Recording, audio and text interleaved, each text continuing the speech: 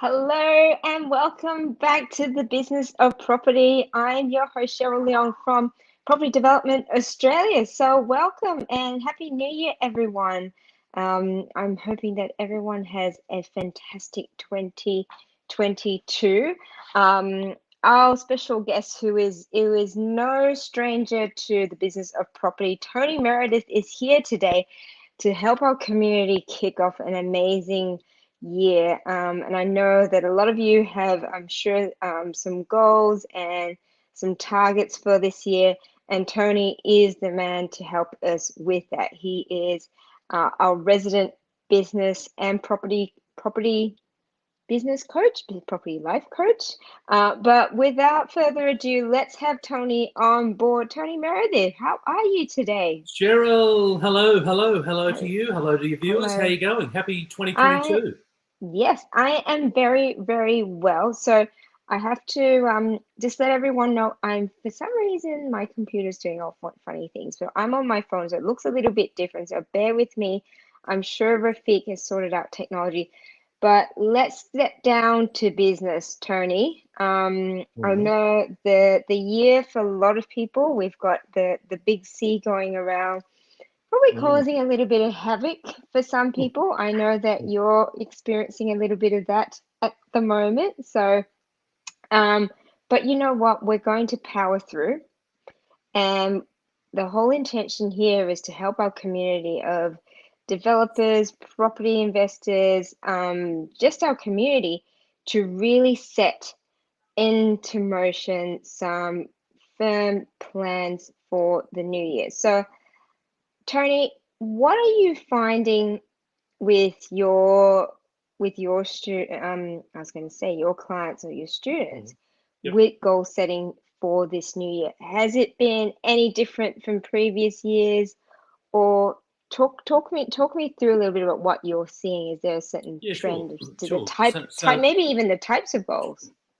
Sure. So firstly, I want to apologise to everybody. I do have COVID. I'm on the tail end of it. So if I cough and carry on a little bit, sound a bit nasally, my sincere apologies. So look, this is a great time of year to be thinking about the year ahead. And one of the biggest problems that I see, Cheryl, is that people aren't clear enough on what they want. So for example, in property, people might say that, hey, I want to get into a deal, or I want to get a second property, or whatever it might be, and they're just not clear enough. And so one of the big opportunities is to get incredibly clear on what it is that you want. When we talk about getting clear, we talk about the number of properties, the types of properties, the value of properties, the location of properties, so really get down to a granular level, because the whole process is around start with the end in mind. And so your question was around, what is it that my clients are doing? Is it any different this year to other years? Look, no, it's not.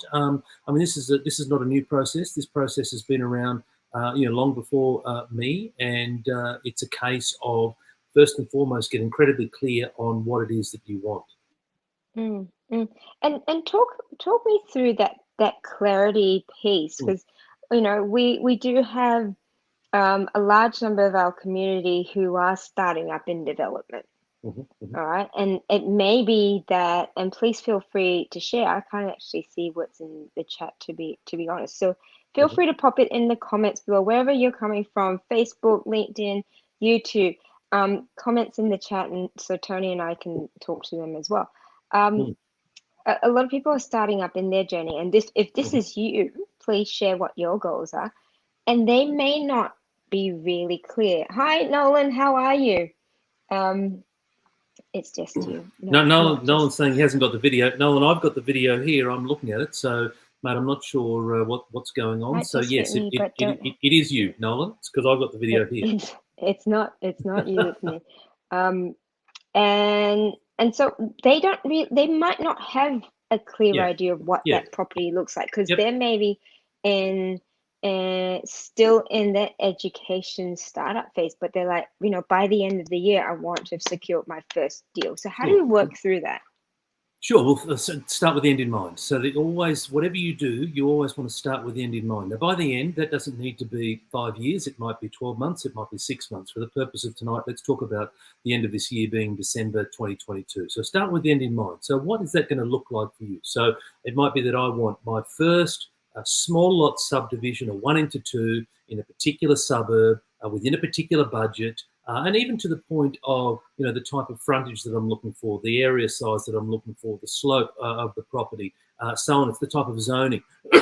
That's the level of specificity that we want to start with the end in mind. Now, the clearer that you can be on what it is that you want, well, the easier it is to know, am I on or off track? Am I actually working my way towards that? And so where a lot of new people go wrong is it's like, well, I want to get involved in property, right? And the reality is that property is about that wide, right? And so there's so many different types of properties. There's so many types of strategies. There's markets within markets within markets. And so if you want to get involved in property, then you need to really narrow your focus. And, you know, focus for me is an acronym. It stands for follow one course until successful. So get incredibly clear on what your goal is and then follow that particular course. You want to plot out the pathway and just stay very laser focused.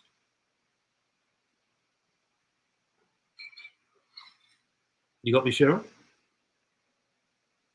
No, Cheryl's frozen. I'll keep going. And so it's about get incredibly focused. But it's about, once you've started with the end in mind, then about plan in reverse. And so you always want to plan backwards. So again, we're using an example of December 2022. You're back, Cheryl. You were frozen there for a moment. But it's about working our way backwards. And so if December 22 is the end goal, then where do you need to be in September of 22? Where do you need to be in June of 22, March of 22, February of 22, January of 22, next week? You know, what are the things that you need to do? So you want to start to plot out in reverse. Now, in a lot of cases, when you're starting out, you don't know or have all the specifics, right? So it's new to you, and we've all been there at some stage, and so you don't have all the specifics. So perhaps for you, one of the earlier things that you want to do is get educated, research, go to network meetings, right? So that's part of your, that's part of your plan, is to then upskill yourself with the things that you need to do. But you want to start with end in mind and then plan in reverse, and then want to take action then in a forwards direction. And I'd like to sort of throw, not sort of spanner in the works, but just to That's okay. even before we do that, you know, how much do we need to spend a bit of that time on the mindset side of things? Because we might set goals, and you know, I know that I've set goals and I've missed them, and I keep going, why does that happen? And I realized I was sabotaging myself in some way or form, and that there were things that were, whether it's limiting beliefs. I mean, we talked about these before, but how much of that, to start off with, do we really need to come down to the crux of it, to sort of go, okay, I'm creating these goals, but am I really setting myself up for success or failure? Sure. So the step before creating the goals is understanding why you want to do it. So why do you want to get involved in property? I come across a lot of people who want to get involved in property for the wrong reasons. So they want to have all the glitz, the glamour, the riches, the wealth, the car, the bling bling, the big house. They want all these things. The problem with that is that it's down the road a bit, because property done well is a get rich slow scheme.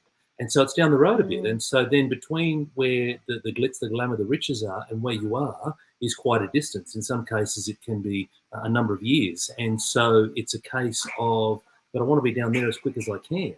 And so they don't want to do the journey. And so that's why it's important to understand the why, because it is a journey. Your journey will be filled with ups and downs. I've been going at this since 2015, and my journey has had so many ups and so many downs, probably more downs than ups, to be brutally honest. And so it's a case of, you need to be clearly understand why you're doing this in the first place, because that's what's going to get you going through those tough, challenging days. So really understand your why. You talked about mindset. Mindset's the bulk of it. So, you know, I have a formula, which is a 75, 15, 10. And the 10 is for knowledge. So 10%, if you imagine a pie chart, 10% is for knowledge. And so that is, you need to have some knowledge around property, whether it be property development, whether it be property renovation, whatever your strategy is going to be, you need some knowledge around that. You can't fly blind. But there's a Chinese proverb, which is, to know and not to do is to not know at all. So you can have some knowledge, but now you need to act on the knowledge that you have. So the 15% in the pie chart is to do with skills. right? So just because you know something, you may have done a course, you may have read it in a book, you may have watched a YouTube clip, you need to have some skills to be able to pull this off. It's a skill to be a successful property developer or property renovator. But 75% of your success is in between your ears. And it's the ability to keep going. So go back to what I said before, between where you are and where you want to be is a long, long journey. And everyone's journey is different. And so it's a long, long journey. And so you need to be incredibly patient, persistent, and consistent with what it is you're going to do, because so many people start off, you know, I call it the January the 1st syndrome, where on the January the 1st, what do? We, regardless of, you know, it's not just property, it's everything, right? We're going to set all these big goals, we're going to do lose weight and climb mountains and whatever it might be. And of course, by this time in January, 3rd week, 4th week of January, we, you know, hit a big heap. And we do that because we're interested, we're not committed. And if I could sum it up in one word, it's commitment. And it's commitment to your goal. So go back to the reason you talked about before. Perhaps in the past, Cheryl, when you haven't achieved your goal, it's because you haven't truly been committed. You thought you were committed, but you weren't truly committed. You weren't prepared to do all the things that were required. And I'm the same. I've missed so many goals in my life. And if I reflect back on, you know, why didn't I stay the course? And it was because I wasn't truly committed. You know, it may have got a little bit hard, and because it got a little bit hard, I thought, well, this is not for me, and I did something different, right? And so it's a case of recognizing that it's about commitment. It's about staying the course. And what are some tips or tricks around staying committed? Yeah. What are the best ways to keep yourself on course? Yeah, so break things. So firstly, understand your why. The next is to break things down into really bite-sized and reward. I call it reward every effort. So I talked before about starting with a mind, breaking that down 9 months, 6 months, etc. Every week, break down the things that you're going to do. Firstly, break down the amount of time that you have, because for a lot of people, it's a side hustle, and so you might have a day job. Not everyone has the luxury of doing this in a full-time capacity. So I call this time mastery. A lot of people call it time management. I call it time mastery. And time mastery for me is two things. So the first is to understand how much time do I have. So if you've got a job, you might have a family, you might have other interests, you may have 10 hours, 12 hours, 5 hours, 15, 20 hours, whatever it might be, that you've got to allocate to this side hustle. The next thing then with your time is the quality aspect. How do I spend and squeeze as much juice as I possibly can out of whatever time that I have available? And so that's the key piece around the time mastery, is first to understand how much time do I have, and then how do I maximize the time that I've got. And how you maximize the time that you've got is through preparation, is through figuring out all the things that I need to be doing in that particular week, on that particular day, to ensure that I'm not wasting a moment, particularly because if this is a side hustle, then you don't have a lot of time to start with.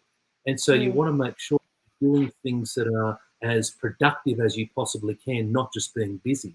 And a good example of people who are busy is people who are trawling through realestate.com. I see a lot of people who do that. Now, I'm not saying that you can't find a deal on realestate.com. Yes, you can. There are certainly plenty of people that have. There are plenty of my clients that have. However, from a percentages point of view, realestate.com, in my view, is a reactive strategy to find deals. We want a proactive strategy to find deals. And so trawling through realestate.com is being busy, not being productive. Yeah, so, and that's a really good point there about, you know, I'm being busy, but is what I'm doing really getting me closer to the actual goal? And is that the most effective use of my time, my time and energy as well? There's a comment here about reverse engineering. So you mentioned about, you know, I start with the end in mind. How do people work out what are the steps that are needed to get to this point? Because that in itself might be, I'm not really sure. I know I want this goal, but I'm not really sure what the steps are to get. Yeah, absolutely. And so, yep. And the reality is that the further out we are with our planning, then the looser that things are, right? So things that we talk about in 9 months and 12 months time are a little bit looser, even though we want a level of specificity. Whereas when you talk about what do I need to do today, tomorrow, this week, next week, well, then now I've got a whole lot more detail, a whole lot more specificity. So for new people starting out, it'll be a guide, right? It'll be having a chat to different people and getting a bit of a feel for what would be a realistic time frame for me. I'd like to get involved in a 1 into 2 subdivision. What would be a rough realistic time frame for me? Start to take that into consideration through your networks, through this particular Facebook group, whatever it might be. But I said earlier that in the earlier part of your journey, allocate time for education. Allocate time. So education is important. 10% of your success is going to come from knowledge.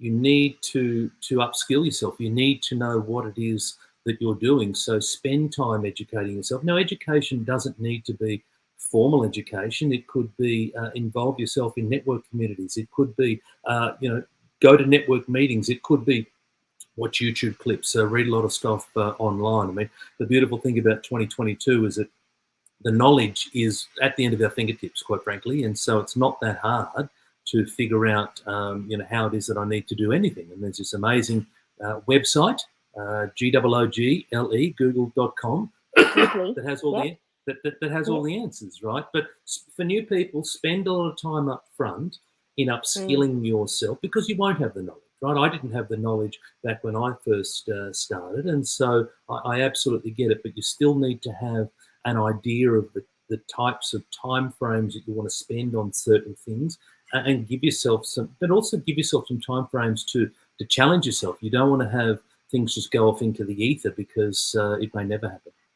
Yeah, and again, another critical point there, because we find a lot of people who end up being forever students and not take action, because it may be that they're coming back to the mindset, I don't have enough knowledge and I'm too afraid to actually move forward. So I like the idea of actually giving yourself a bit of a timeline. So break it up. If you need to be able to break it up into 12 months, for example, and then I personally like to break things up into 3. So use every quarter to sort of say, okay, I'm going to spend this first quarter actually educating myself, and then the next quarter actually putting together my team, and within that quarter. So making sure that within your plan as well, because I've seen a lot of people doing education courses and watching the videos and all of that, but that time frame tends to just stretch out for weeks, months, and then years, and then at the end of it going, I still haven't secured a site. Sure, but there's a reason why it stretches out, Cheryl. It's one word. It's called fear. That's it. And so people are fearful. They're fearful of, it's a whole range of reasons why people are fearful, but they're fear, and fear is linked to procrastination, and so they're avoiding something.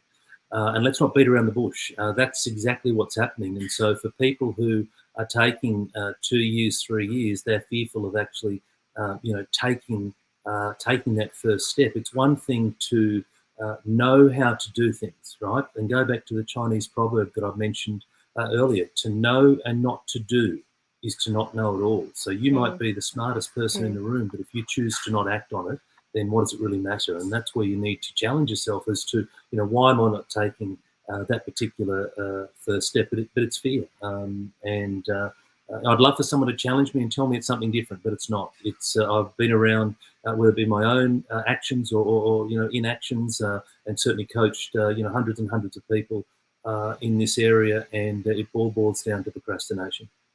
Yeah, and I like to hear from the community here. Allow yourself to be a little bit vulnerable. I mean, like, is it fear that's stopping you from moving forward? And what sort of fears do you think you might have?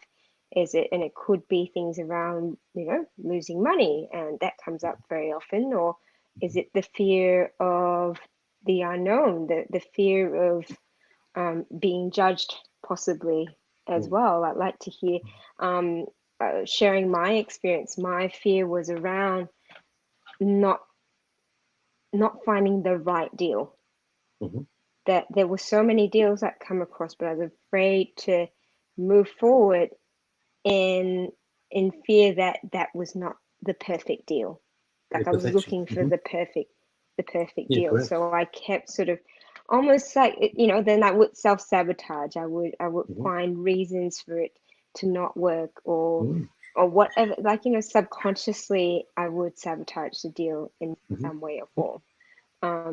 But I've moved past that. I'm talking about sort of early on. It Mm. took me a while Mm. for me to really start in my own development journey.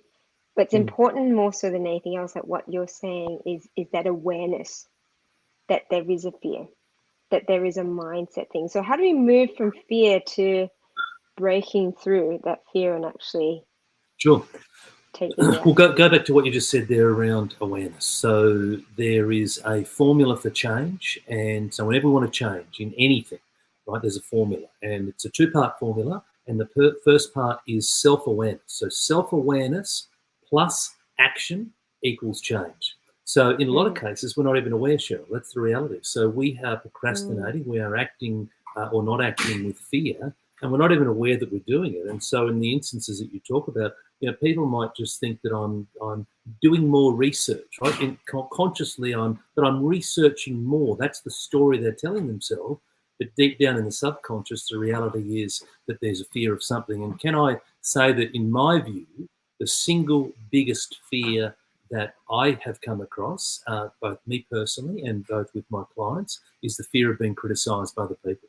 Excuse me. mm. That is the single biggest fear. The fear of money is big. The fear of uncertainty is big. But ultimately, it's the fear of being criticised by other people. So when I lose my money, then all the people are going to come out of the woodwork and say, I told you that you should never have done it. It wasn't for you. Mm, You should have left it for somebody else, etc., etc. So that is the biggest fear, I believe. Doesn't mean that there's not others. There certainly is. But that's a big one. Look, the fear of success. That's a big one. Again, that links mm. back to the fear of being criticised by other people, because all of a sudden, when someone starts to have success, what happens is they now start to look a little bit different in amongst the herd, right? So Yes. as Yeah. a society, humans, we're a herd, right? We love to be around each other. We love to feel connected, and that's just who we are. Mm, And so let's not fight that. But when someone all of a sudden has some success, what happens, particularly here in Australia? What's the syndrome? It's called tall poppy syndrome, right? We want to yeah. bring that person back down when they start to show some success. So it's a case of that there's a fear of success, because people may feel that others are going to view them very differently when they start to have some success, or when they start to drive a nice car, or have a nice home by the beach, or whatever it might be. And as a result, what happens is there's a whole lot of self-sabotage going on. Yeah.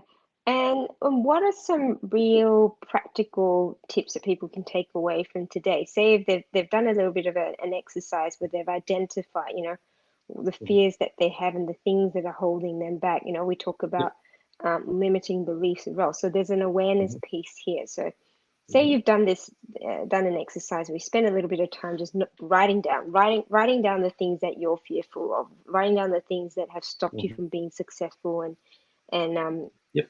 and achieving your goals. The next Mhm. part of how do you break through those fears? Yeah, absolutely. So the first thing that I do is I create what's called an empowering belief.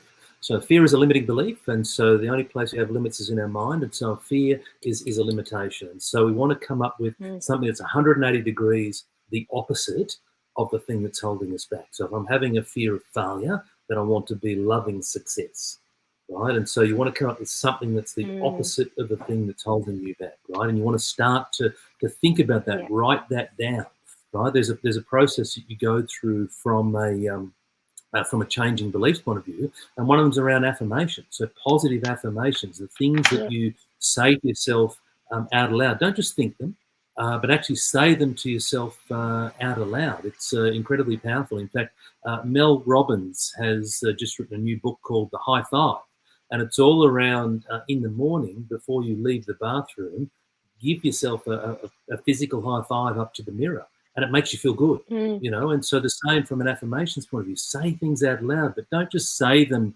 where there's no meaning. Actually, say them like they're true. Say it like it's happening for you. So I am a successful developer, or I do bring unlimited wealth into my world, or whatever your affirmation might be. And a wonderful resource for affirmations is a lady by the name of Louise Hay. Unfortunately, she's passed now, but she's got a lot of affirmations. So you may want to Google that up and find a few in there that resonate with you. That's one thing. The other thing is visualization. Our mind, your mind, everyone's mind can't distinguish between what's real and what's imagined. And so the clearer that we can be on our goal, the more that we want to light up and visualize the goal. But it's not just the end goal. And this is where people, we need to, in fact, I was just giving some commentary for some upcoming social media posts this afternoon to my team. And one of the things we're going to focus on is that it's not just about the end goal. Visualize yourself doing the things that you need to do. So, for example, between your end goal and where you are, there's a gazillion steps. There's a gazillion actions that need to happen. Visualize those. So you may have an issue with dealing with real estate agents, and it happens all the time. People struggle in dealing with real estate agents, and if you want to find a property, you're going to need to get comfortable in dealing with real estate agents. And so visualize that. Visualize yourself on the phone. Visualize yourself handling the objections. Visualize yourself the things that you're going to say. Like, really go through a process where you're visualizing what it is that you want. So yes, you can visualize yourself driving around in your Lamborghini or whatever it is, if that's important to you, but also visualize you doing the journey, the things along the way, visualizing yourself negotiating or dealing with contractors or whatever it might be. So visualize affirmations, visualization, and what this does, it starts to get you to think as if it's really happening. That's the key. From a goals point of view, don't just come up with your goals in January, stick them in the top drawer and never look at them again. Read them every day, write them out every day. But it's not just the reading and the writing. The other thing that comes with the goals is we want to create a charge in our mind. And so that's how our mind stores things, right? It stores things based on all these charges that go on in our mind. And I'll give you a negative example of a charge. So, and this is for the audience, so ask yourselves this at home, but do you know what you did specifically on September the 11th, 2001? Do you know? Sure. I'm not asking you to tell me what it is, but do you know specifically what it was you did? Yeah, absolutely. And we all. Well, I remember when I heard the news. So yeah, I was watching the news, and you know specifically where you were. You know specifically what was going on. Why? How because I felt. How you felt, because there was a charge that went on in your mind, right? Now, so that was on the September the 11th, 2001. Do you know specifically what you were doing on August the 11th, 2001? No idea. No clue, right? Because we don't put a charge to that, because there's no emotion attached to that particular day.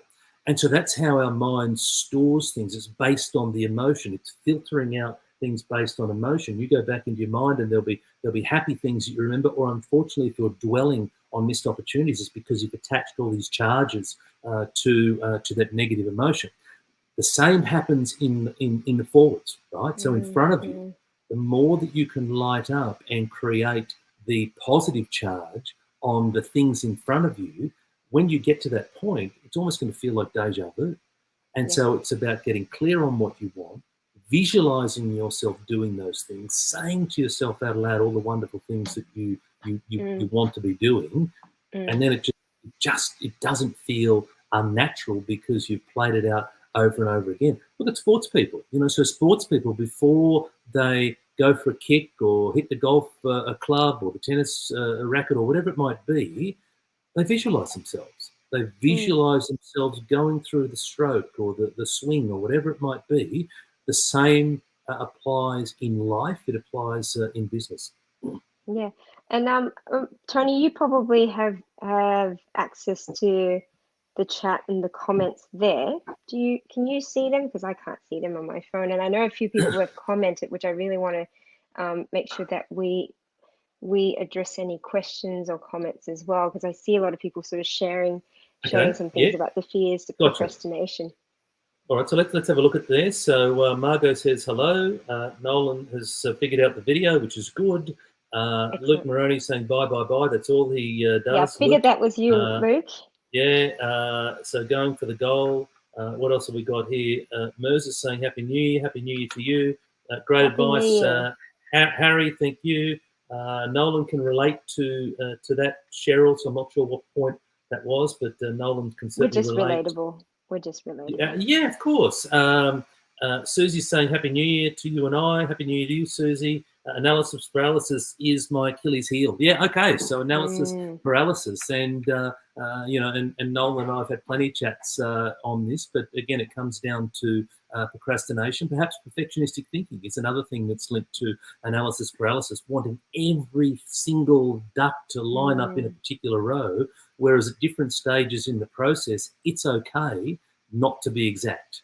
It's okay. It's okay at the start of the process not to be exact. It's not okay to not be pretty close to exact when you're doing the due diligence, right? Because we're talking about a lot of zeros here. But prior to that, it's okay if you're not quite 100%. And in fact, your analysis paralysis or your lack of speed will prevent you from securing the amazing deals. The people who are securing the amazing deals have systems and processes that it's all based around speed and stealth. So analysis paralysis. Absolutely. Certainly something that Noel and I have had plenty of chats on. Michael, fear of losing money on a deal, putting us behind on our property. It says plan, but I think you meant plan. 100%. And so, Michael, that's a case of what you focus on, you bring into your world, or what you think about, you become. And so when you think about the fear of losing money, then you're actually going to attract that into your world. And so I would strongly urge you to focus on the love of making money. So instead of fearing losing money, the love of making money, and how do I ensure that I can create success for myself? Now, there's nothing wrong with mitigating your risk, and it's important. Again, we've got a lot of zeros in property development, so you want to mitigate your risk. But once you've come up with some plans to mitigate your risk, it's almost like I want you to put an imaginary bow on it, and I want you to put that risk mitigation plan in your top drawer, and I want you to forget about it. And then I want you to focus on, what do I need to do to be successful? What do I need to do because we don't want to lose money. No one wants to lose money. So, but we tend to focus on the things that we don't want. And so it's a case of focusing on the things that I actually want, and what I want is a successful project or projects.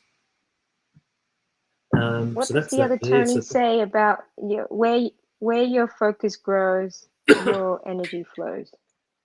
The other Tony, correct? Tony Robbins, for those who aren't in on the joke, but you're right. Where your focus goes, your energy flows. And so, and the other thing is, what you think about expands. And so when you focus on losing money, all of a sudden it becomes big. And now all of a sudden you've got this big immovable object because you've spent all your time fixating on what it is that you don't want. Yeah. So can I challenge everyone that's here? If you're, wherever you are on your journey, I like, and we all have this. We've got our fears, our limiting beliefs, and these negative thoughts about either ourselves or the circumstance or the situation. I'd love to challenge each of you to actually get a piece of paper and write them down. Because once you have that awareness of what's sort of stopping you and what's sort of hindering you from moving forward, then, like as Tony mentioned, what we want to do is then change these around and turn them into positive thoughts, positive affirmations, and so that it really changes our psyche. It's that unconscious sort of thought around that we give towards things, which then allows you to visualize and actually feel into what that success looks like and what that actually achieving that goal looks like. Who's up for that challenge? I think it's wonderful, Cheryl. I think it's a wonderful idea, and more than happy to help people out as best I can. But look, the reality is that as humans, we're all born with only two fears. So we're born with a fear of falling and a fear of loud noises, and that's it. So as babies, it's proven that they are the two fears that we have. So every other fear that we have acquired through our lives, whether it be as kiddies, through teacher, parents, in the playground, through our adolescence, through past experiences, through negative things that have gone on. A good example for me personally is that I lost a lot of money through a failed business venture back in 2004 and 5, and that had every right to stop me, and for a long time it did. And because, for me, what I wasn't aware of is that my past doesn't need to equal my future. I used to think that my past was equaling my future. And so, but until I started to learn about personal development and the power of the mind and all those wonderful things that I now preach around the countryside. But that's an example where I had a failure, a big failure, expensive failure, and for a long, long time it held me back. And so we've talked a bit about the mindset side of things, priming ourselves for success, right? And now let's talk a little bit about actually doing the planning. Yep. Side of things, because there will be 101 ways to do things. Hear me? I see the little video turn. I'll just keep going. Hopefully, keep going, Cheryl. Just keep going. How do we actually plan out and focus our actions to a few things so that we're not overwhelmed by a whole lot of different scenarios or options or whatever that might be? How do we work that out? Gotcha. So go back to what I said before around time mastery and around firstly understanding how much time you have. So you want to get clear on that. You want to track your time. That's the first thing. When you've figured out the time you've got, actually get down to the point of how much time on each day and at what point of time in each day, and block it out in your calendar. So I use electronic calendars. For those who don't use an electronic calendar, use a diary. It doesn't really matter. It's all the same stuff. But allocate time to do particular things throughout the course of the week. Then with the time that you've allocated, let's say you've allocated a 90-minute block on tomorrow morning between 6 and 7:30. Specifically, what are you doing in that 90-minute block? And that's where it comes to. You really want to have that level of specificity in regards to your planning. The same applies to people who, say, want to get into running or walking. The best way to do it is to plan the night before. Get your joggers out, get your active wear out, figure out where you're going to go, get everything that you need, get it all sorted out so that the moment you wake up and the alarm goes off, you're not searching for reasons not to do it. And so it's no different with your property journey. It's about how do I get myself as organised as I possibly can so that when the alarm goes off and I sit at my desk at 6 o'clock in the morning, and I'd much rather be under my doona or whatever it is, that I've got a clear list of things that I need to be doing within that block. Now, from a to-do list point of view, my big advice there is actually put that into your calendar. So allocate time to do those things. Don't just have this list with 20 or 30 or 40 things. Actually put it into your calendar. So it might be a 30-minute block on Thursday afternoon from 4 to 4:30 that I want to do blah, blah, blah, right? And so it might be around some property research. It might be to call the agents or whatever it is. But actually allocate the time. Now, here's the thing. That is the easiest part. Putting it into the calendar is the easiest part. What's the hardest part? Well, the hardest part is when 4 o'clock comes on Thursday afternoon, a little dingy comes up on your screen. It says, okay, it's time to call agents. And you find 101 reasons why you don't need to call an agent. Yep. That's the hardest part, right? And so that's then about the discipline. And it comes back to the, why am I doing this and what am I doing? Why am I doing this and what am I doing? So there will come days when you don't feel like it. I can tell you there's going to be plenty of days when you don't feel like it. In fact, a great mate of mine who was put his comment on here earlier, Luke, he's done something like 1,400 7-kilometre runs in a row. He'll love me bringing this up, but I remember having a chat to him at his 1,000th, and I said to him, well, how many days of your 1,000 have you actually felt like getting up and running? And the answer was less than 10%. So, here's a guy who's run every day, and I'm sure the number is probably just the same now. He's run every day for the last 1,400, but yet only about 10% of those has actually felt like it. So for 90-odd% of those days, he hasn't. Why has he got up and done it? Well, because it's a whole lot more important to him. He's got a reason to get up and doing it, okay? And he's got it's a longer-term reason. It means something to him, and that's why he gets up and does it. So that's an example around physicality, but the same applies from a property point of view. Is get clear on why do I want to do it. Get yourself organised, because again, the more time that you aren't organised and you sit down at your desk and you think, oh, what am I going to do today? And half an hour goes by and, let's have a look at the news and what's going on with COVID and blah, blah, blah. time's lost, right? And so get yourself incredibly organised. Yeah, I can really relate to that. So I've got a particular morning routine. It's sort of my magic morning. So I break it Yep, up into sort of 15 yep, minutes of deep breathing, and then, qigong and all sorts of things. But it's only sort of 15-20 minutes and so on. So I can get it done in an hour. And I realize when I'm procrastinating and I might switch on Facebook or whatever, mhm, and really all of a sudden, sort of 10-15 minutes, I've lost it. yep. And it really makes me think. I'm like, how many of these 10-15 minute blocks am I wasting doing things that I shouldn't be doing when I've Mm, already scheduled things in? mm, It's so easy to sort of go, well, if you've got 10 of these 15-minute blocks, like, well, it's mm. 150 minutes. What is that? How many Two, hours is two, that? 2.5 hours.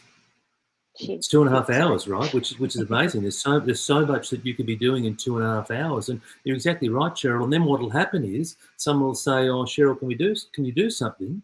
And you'll say, "I've got no time."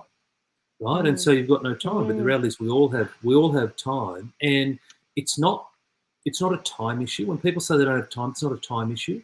It's a priority issue. priority. It's Yeah. not that important, because when things are important, you will find a Mm, way to make it happen. And think back to a absolutely. situation for all of us when there's a case when you've been saying, "I don't have any time, don't have any time," but something will come up, and it's fun, and it's with your friends, and it's like, oh my gosh, like I've just miraculously found 2 or 3 hours. Well, again, it's not a time issue, it's a priority issue, and it's about how important is this thing to you, which goes back to the connectedness with your property journey.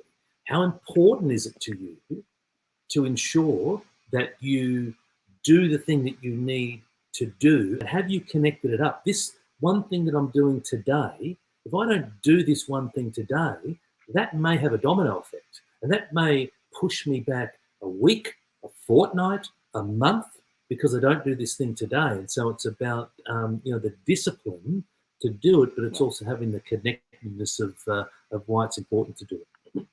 Yeah, and I've been, for quite a few years now, I've been very conscious when someone says, oh, if I'm about to say I don't have time or I'm too busy, I Mm, stop myself, because I think we there might be another word, we mm, glamorize this busyness, and I'm too busy and I don't have mm, enough time, and mm, that is hiding behind excuses around, no, really, it's not about the time or the busyness. Yes, mm, we all have full lives, mm. but it's going, what are we spending that time on?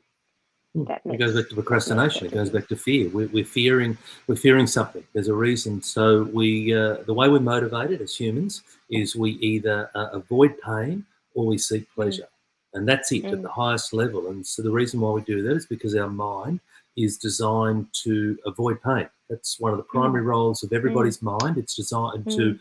avoid pain and get us through life, and as long as we can through life. And that's the idea. And Yeah. so when there's something that we're associating pain with. Now, this is not physical pain. This is mental anguish. This is mental pain, Mm, right? So, mm, take for example, when you've got if you've got the choice between I've got to go and do mm, some property research and grind it out versus going to watch my favourite show on Netflix. Well, I've got one that I'm associating pain mm, with, and I've got another one which I'm associating pleasure with. So I'm going to lean towards Netflix all the time, unless I start to change the meaning around the property research. And what I mean by that is then connecting it to something further down the road, something into the future, and making it a whole lot bigger. So then all of a sudden, I'm happy to let go of watching Netflix, because this thing of doing this particular task, that's far more important. And I can always watch Netflix later. In fact, I could watch Netflix as a reward if I wanted to, mm. and to create that framework of positive reinforcement. Yeah, and I'd like to say, there's a word there that really stood out, and I use it often with whether it's my children or myself. We all have a choice, right? And Mm, so we've got to take ownership over that choice, because if it's a matter of, it's a prioritizing, whether you're prioritizing research or prioritizing your relaxation, it's important that we also have time for ourselves and we relax, yes. but we need to take ownership of that particular choice that we've made, and actually be present and in that moment, enjoy that relaxation, whatever that might be, but make sure that, then you're making the choice that I'm going to really focus on it. Don't be sitting on the couch watching Netflix and feeling guilty about not doing the research, and vice versa. That's something that, I mean, I know that I'm more conscious of now about making conscious choices about how I'm spending my time. So there's not this Gotcha. guilt. Gotcha. There's not this guilt either, but I'm being present in that moment. Yeah, well, there's a couple of things. Good on you, firstly, Cheryl, for having the awareness and making the change. I think that's wonderful. There's a Japanese saying, which is ichigo ichi. And ichigo ichi means treasure this moment, for it will never happen again. And so what that means is that you and I right now, on Tuesday the 18th, at 7:47 my time and 8:47 your time, we will never have this conversation again. We will have other conversations. We will have an enormous number of conversations, but we won't have this exact conversation. And so it's about taking that same philosophy into your personal life as well. It's about making sure that you're being present. And like you said, people who know that they should be doing something on the property but are over there watching the Netflix, they're not even present. The whole time they're in they're watching the Netflix with a family, they're thinking, oh my gosh, I need to be back there, I need to be doing that research or whatever it is, versus I call it reward every effort. So reward every effort means use Netflix as a reward. Set yourself a target or a goal to do the research, whatever it is, and at the end of the research, go and have the reward, and go and have the reward and enjoy it and relax and embrace it and ichigo ichi, treasure that particular moment because you've earned it, right? Versus a lot of people tend to get the reverse. They tend to take the reward first, which is the Netflix. And then what happens when it comes time to do the task? It's like, oh, I'll do that tomorrow. I'll worry about it in the morning, right? And of course, we just keep kicking that can further down the road versus task first, then reward. Task first, then reward. Yes. Create this framework of positive reinforcement. Just a couple of questions. Nolan's firing away. Yes, it's a priority issue. Totally agree. Self-awareness, yes. What's your why? Are you asking me what my why is, or is he saying it as a statement? So if it is about what's my why, so I've got 5 words, which is positively impacting people in business, and that's a little personal mantra of mine that I wake up to each and every day. I say it out loud each and every day, and it gives me happiness. And I've been very blessed in my life, and I love the fact that I'm able to help people move forward. And by helping people move forward, then that really does fill me up. And I didn't discover this first up. I actually discovered property before coaching, but now now the roles are reversed, and coaching comes before property. But that's my why. No, it was a statement, but go for it. Thank you. Well, there you go, Nolan. I've shared that. And look, ultimately, for people's why, I'm going to suggest to a lot of us when we drill down on our why, the key word would more than likely be happiness. Like having that choice is one, but happiness. You know, when you have the choice, you're happy. When you're doing the things you want to do, you're happy. A lot of people go through this life and they're not happy, and they're existing, right? And it's about how can I do the things that make me happy, and certainly, you know, getting to impact people's lives the way that I do impacts my own life, impacts my family's life, and it makes me very happy. Yeah, and so I mean, for those of you that would like to share, you know, have a think of your why and dive deep into that. You know, I know people might say, why, you know, what's my why? I want to create a better future for my children, and you know, is that deep enough, or you know, how do we dive really deep to the core of what's the why, and why property? Like why is property investing or property development your vehicle to get there as well? So I think you're right, because the core of it, we need to really start with the why. Well, there's a lot of ways to make money, right? So you can go and get on some crypto, or you can do some shares, or you can do some foreign exchange, or you can sell some stuff on eBay, or whatever it might be. There's plenty of ways to make money. So why property in amongst all those ways, right? What is it about property? So to your point, Cheryl, a great phrase that people can ask to help them dig is for what purpose? Keep asking the why, or keep asking for what purpose. You think you've got your why, for what purpose? For what purpose? For what purpose? And when you ask that question over and over and over again, then you'll dig very deep and you'll hit the thing that you're looking for. So I'll share a real life example. Coaching I did way back when I was starting, actually, probably 3 or 4 years ago. And it was a lady, and she wanted to lose some weight. And originally, when she started, it was all about looking aesthetically pleasing and having a nice shapely figure, etc. And when we started to dig into the why, for what purpose, what actually came out is that she wanted to lose the weight because she wanted to be stronger. And she wanted to be stronger because she lived in an apartment block in Sydney, and she wanted to be able to carry her young children out in the event of a fire. I think she lived on the 3rd or 4th floor or something along those lines. And it was interesting that the real reason that she wanted to lose some weight was that her paternalistic instincts were kicking in. And it's at that point that she really dug into the reason, why do I want to do the thing that I'm doing? Cheryl, I think we've lost you. I'm not sure if it was something I said, but that was fascinating to see that particular lady, really uncover what her why is, and then, brought out a lot of emotion for her, but it also ensured that she stayed the journey because she created that charge in her neurons, in her mind, and it meant that she stayed the course. So, okay. So, given it's just me, I'm not sure what's happened to Cheryl, but please feel free to ask me any questions that you want for this last 10 minutes or so. The other thing that I want to say, just whilst I'm waiting for some questions to come through, is the other piece in all of this, in success in property, is around... It was the Tony show for a moment. It was a little bit. Well, no. Look, I was just finishing off the story around the coaching client and the lady's paternalistic instinct. I was about to talk about the other element is consistency. So consistency. So don't just start something once. And particularly, I see this a lot, Cheryl, when it comes to deal finding. So there's a process to find deals in property, and it's a very clear and specific process. And the idea is to follow that process, but don't just follow it once. Follow it and follow it and follow it and follow it and follow it again. And it's about keep going, keep going, keep going. So consistency is one of the big things. I think back as a child, there was a fable that we were read as kids, which was the tortoise and the hare. And the message there was slow and steady wins the race. And never has that been more evident, or more relevant now that I'm in the middle of my life. And slow and steady wins the race. And it's about that consistency. A lot of people... Patience. And it's just because what happens is a lot of people will start off in their new journey filled with enthusiasm. They'll race out of the gates and they'll go at 100 miles an hour. And then what will happen is they'll hit a hurdle and something won't go right. And, and all of a sudden then the gloss will just start to come off, right? And the gloss starts to come off, and now we miss a day.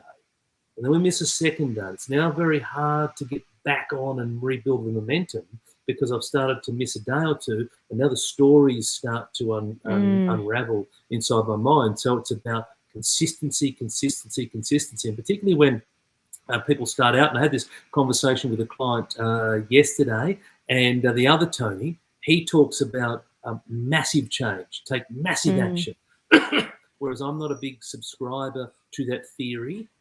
Initially, and I want to, and we had a good debate, my client and I, yesterday. But the point is that when you want to start out, it's not about massive action at all. It's about take some action, and I call it +1.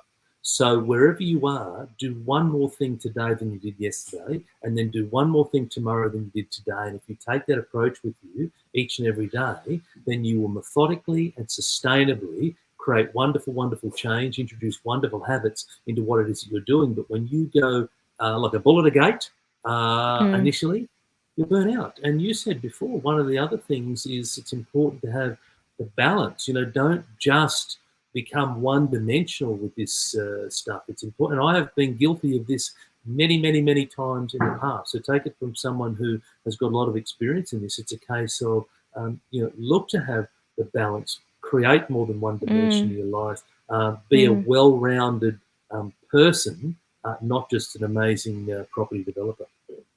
Yeah, and why I want to bring that up, because as you know, I've got business and I do development as well. My why was to be able to create a level of freedom for myself and my family, and so that I could choose to spend time with my loved ones when I want to. But sometimes we lose track of that, right? So we need to remind ourselves of why we're doing this to create that level of freedom.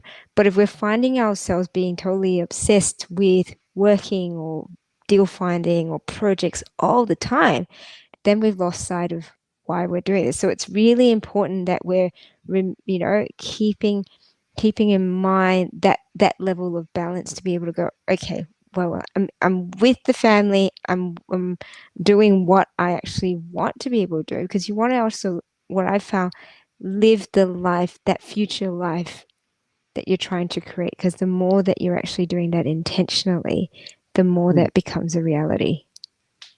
Yeah, absolutely. It's about aligning to your values. Being congruent with your values, the things that are truest to you, the things that are important to you.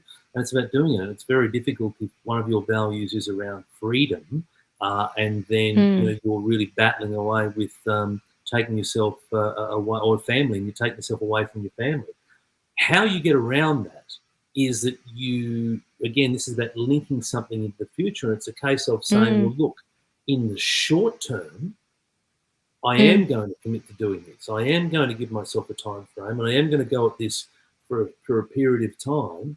But I'm also then, the whole idea is to give a little now, but then I'm going to get a whole lot more down the track. So if you're in a job and you wanted to get out of your job, and I had to do this as well, I got up at 4 o'clock in the morning for about 2 years. Now, I worked a very senior job. I travelled the country, but 4 o'clock in the morning, my kids would stay up after me. I'd be going to bed about 8:30 most nights to get up at 4 o'clock. But I did it for 2 years, and because that's what I needed to do. Now, I don't get up at 4 o'clock anymore. I don't need to, but it's a case of, at that point in time for me, because I had a job and I wanted to be able to transition, with my property development stuff, then that's the kind of stuff that I had to do to be able to make that transition. So it's a case of, sometimes there's a short-term adjustment, knowing full well that there's this wonderful life that's just a little bit down the road.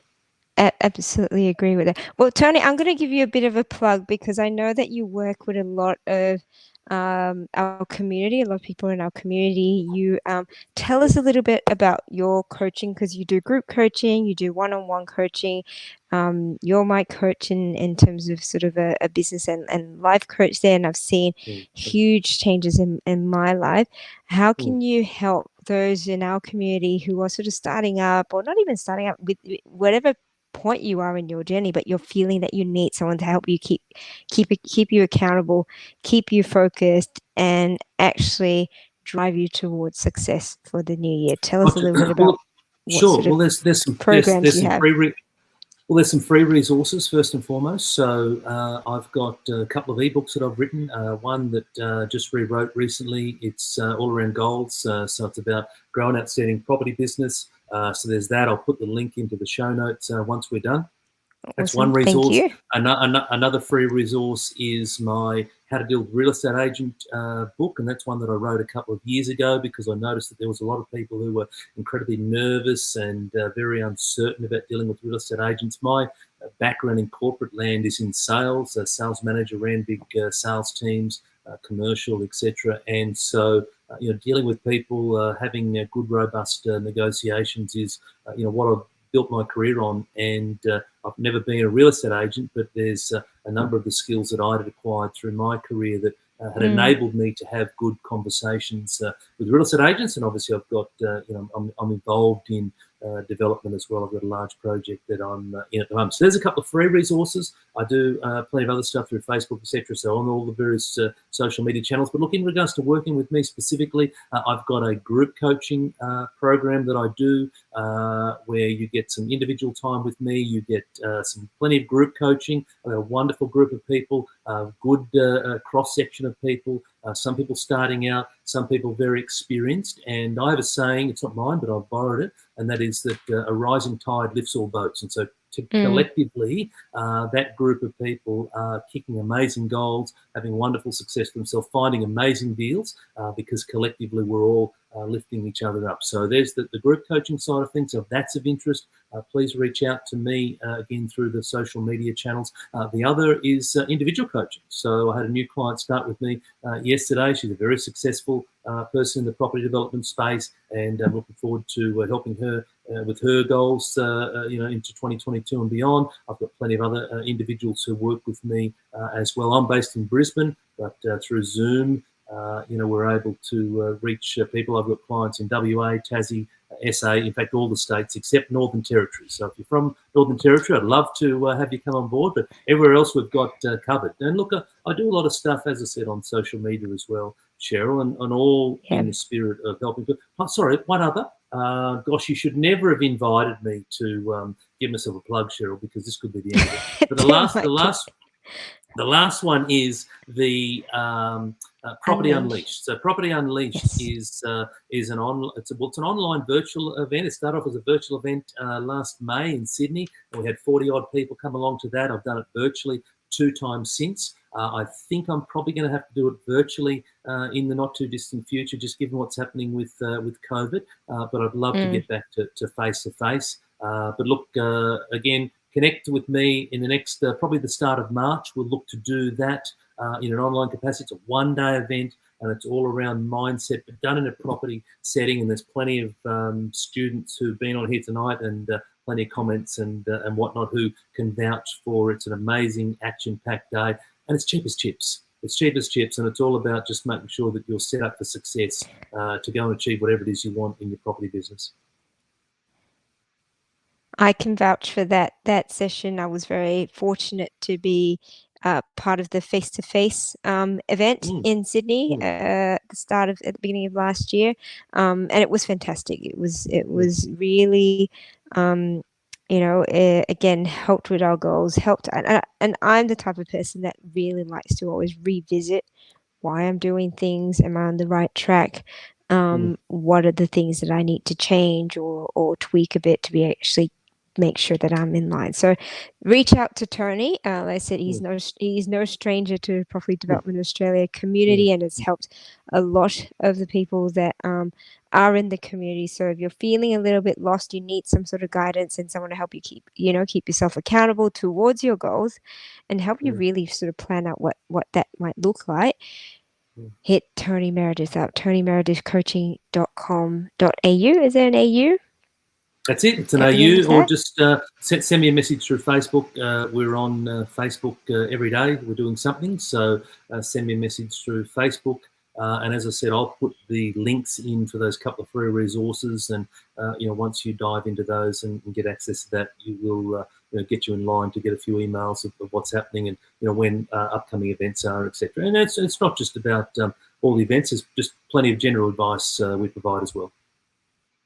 Fantastic. Thank you so much, Tony. Thank you for being here. I know that you're still recovering. Keep well, stay safe, get healthy. Thank you. And looking forward to having you here again. For everyone that's tuned in and has been a part of this session today, thank you. Everyone else in the community, have an amazing new year. I will see you next week on the Business of Property. We have a huge lineup of fantastic guests and a lot of stuff that's in the planning for Property Development Australia as well for 2022. So stay tuned. I shall see you. If you like to listen into any of our previous Business of Property sessions, subscribe to our YouTube channel as well. Till next time, we'll see you later. Take care. Bye-bye.